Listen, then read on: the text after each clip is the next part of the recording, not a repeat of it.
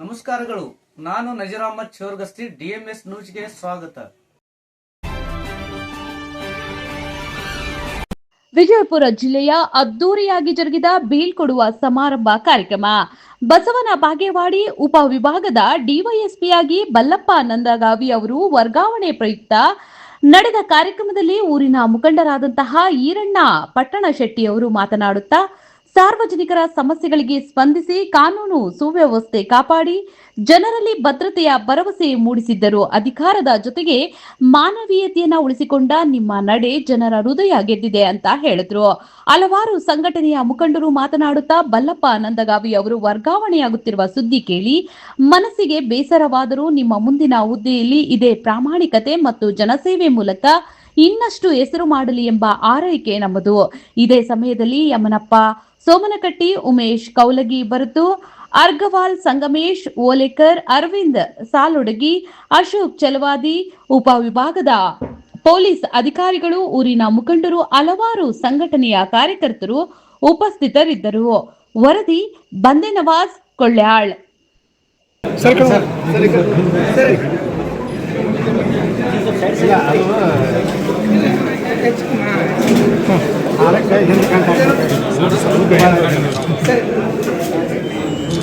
ಶ್ರೀಮತಿ ಅವರಿಗೆ ಹಾಗೂ ಬಲ್ಲಪ್ಪ ನಂದಗಾವಿ ಸರ್ ಇನ್ನು ಈ ರೀತಿ ನಮ್ಮ ಅವಿನಾಭ ಸಂಬಂಧ ಇನ್ನು ಯಾವಾಗಲೂ ಇದೇ ರೀತಿ ಇರಲಿ ಅಂತ ಹೇಳಿ ನಾನು ಬೇಡ್ಕೊಳ್ತಾ ಇದ್ದೇನೆ.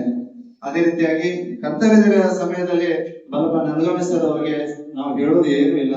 ಇಲ್ಲಿ ವರ್ಗಾವಣೆ ಅನ್ನೋದು ಒಂದು ಸ್ವಾಭಾವಿಕ. ಒಂದು ಕೆಲಸದಿಂದ ಮತ್ತೊಂದು ಕೆಲಸದ ಸ್ಥಳಕ್ಕೆ ಹೋಗೋದು ಒಂದು ನಮ್ಮ ಸರ್ಕಾರದ ಒಂದು ಭಾಗ.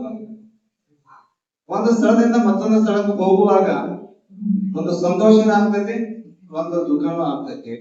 ಆದ್ರೆ ನನ್ನ ವೈಯಕ್ತಿಕ ಅಭಿಪ್ರಾಯದಲ್ಲಿ ಬಸವನ ಬಾಗೇವಾಡಿಯಿಂದ ವರ್ಗಾವಣೆ ಆಗ್ಬೇಕಾದ್ರೆ ಸಂತೋಷಕ್ಕಿಂತ ದುಃಖನೇ ಜಾಸ್ತಿ ಆಗುತ್ತೆ. ಯಾಕಪ್ಪ ಅಂತಂದ್ರೆ ಬಸವನ ಬಾಗೇವಾಡಿ ಜನತೆ, ಈ ಒಂದು ಮತಕ್ಷೇತ್ರದ ಜನತೆ 268 ಗ್ರಾಮದ ಎಲ್ಲರೂ ನಾನು ನೋಡಿದ್ದೇನೆ.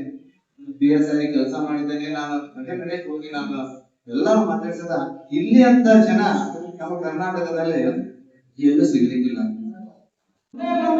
ಬಹಳ ಸರಳವಾದ್ರೆ ತಪ್ಪಾಗ್ತಿಲ್ಲ. ಈ ಸಂದರ್ಭದಲ್ಲಿ ಅವರ ಒಂದು ನಾವು ಅವರ ಮತ್ತು ನಮ್ಗಿರ್ತಕ್ಕಂಥ ಒಡನಾಟ, ನಮ್ಮ ಶಿಕ್ಷಣ ಇಲಾಖೆಯೂ ಕೂಡ ಸಾಕಷ್ಟು ನಾವು ಯಾವುದೇ ಕಾರ್ಯಕ್ರಮ ಮಾಡಲಿ ಅಥವಾ ಕ್ರೀಡಾಕೂಟ ಅಂದ್ರೆ ಅವ್ರಿಗೆ ಬಹಳ ಇಷ್ಟ. ಅದರಲ್ಲಿ ಕ್ರಿಕೆಟ್ ಅಂತಕ್ಕಂಥದ್ದು ನಮ್ಮ ದಂಡಾಧಿಕಾರಿಗಳಿಗೂ ಅಷ್ಟೇ ಮತ್ತು ನಮ್ಮ DSP ಸಾಹೇಬರು ಕೂಡ ಕ್ರಿಕೆಟ್ ಅಂದ್ರೆ ಬಹಳ ಇಷ್ಟ ಮತ್ತು ಅದರಷ್ಟೇ ಹುಚ್ಚರು ಕೂಡ ಇರೋದು. ಈ ಒಂದು ಅಧಿಕಾರಿಗಳಿಗೆ ಕ್ರಿಕೆಟ್ ಅನ್ನೋದಂದ್ರೆ ಅವತ್ತಿನ ಆಫೀಸಿಗೆ ಅವರು ರಜೆಯನ್ನು ಹಾಕೊಂಡು ನಮ್ಮ ಕಾರ್ಯಕ್ರಮ ಬಂದ್ಬಿಟ್ಟಿದ್ರು. ಅದು ಕ್ರಿಕೆಟ್ ನಮ್ಮ ತಹಸೀಲ್ದಾರ್ ಸಾಹೇಬರು ಕೂಡ ಕ್ರಿಕೆಟ್ ನಲ್ಲಿ ಬಹಳಷ್ಟು ಅಚ್ಚುಮೆಚ್ಚುವರಿ. ಹಂಗ ನಮ್ಮ DSP ಸಾಹೇಬರು ಕೂಡ ಯಾವಾಗ ಕ್ರಿಕೆಟ್ ಆಗೋದು ಕ್ರಿಕೆಟ್ ಆಗೋದು ಶ್ರೀ ಮೇಸ್ತ್ರಿ ಅಂತ ಹೇಳ್ತಿದ್ರು. ಈಗ ಎಲ್ಲರಿಗೂ ಕೂಡ ಈ ಒಂದು ಬಸವನ ಬಾಗೇವಾಡಿಯಲ್ಲಿ 2 ವರ್ಷ ಇವರು ಸೇವೆಯನ್ನು ಸಲ್ಲಿಸಿದ್ರು ಕೂಡ ನಮ್ಗ ಏನಪ್ಪ ಅಂದ್ರ 2ನೇ ತಿಂಗಳ ಸೇವೆಯನ್ನು ಸಲ್ಲಿಸಿದ್ರು. ಅದಕ್ಕ ಅವರ ಒಂದು ಕಾರ್ಯ ಇನ್ನಷ್ಟು ಎತ್ತರಕ್ಕೆ ಹೋಗ್ಲಿ. ಅವರು ಎಲ್ಲರೂ ಮಾರ್ಗದರ್ಶನ ಮಾಡಿದ್ದಾರೆ. ಬಹಳಷ್ಟು ಸಂಘಟನೆಯವರನ್ನ ಮಾರ್ಗದರ್ಶನ ಮಾಡಿದ್ದಾರೆ. ಬಹಳಷ್ಟು ನನ್ನ ಪತ್ರಕರ್ತ ಬಂಧುಗಳು ಮಾರ್ಗದರ್ಶನ ಮಾಡಿದ್ದಾರೆ.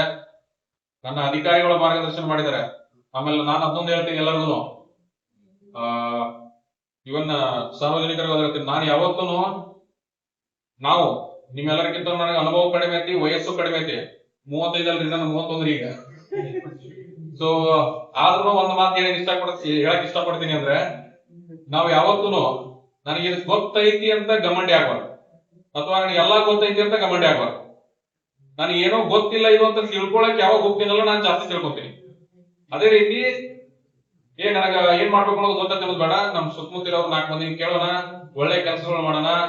ಬಸವನ ನಾಡಿನಲ್ಲಿ ನಾವು ಈಗ ಬಸವನ ಯಾವ ಒಂದು ಪಥದಲ್ಲಿ ನಡೆದಿದ್ರು ಆ ಒಂದು ಆಚಾರ ವಿಚಾರಗಳನ್ನ ನಮ್ಮೆಲ್ಲರಲ್ಲಿ ನಾವು ಮೈಗೂಡಿಸ್ಕೊಳ್ಳೋಣ ಮತ್ತು ಸಮಾಜಕ್ಕೆ ನಮ್ಮದೇ ಆದ ಒಂದು ಕೊಡುಗೆಯನ್ನು ಕೊಡೋಣ ಅಂತ ಹೇಳಿ ತಮಗೆಲ್ಲರಿಗೂ ನಾನು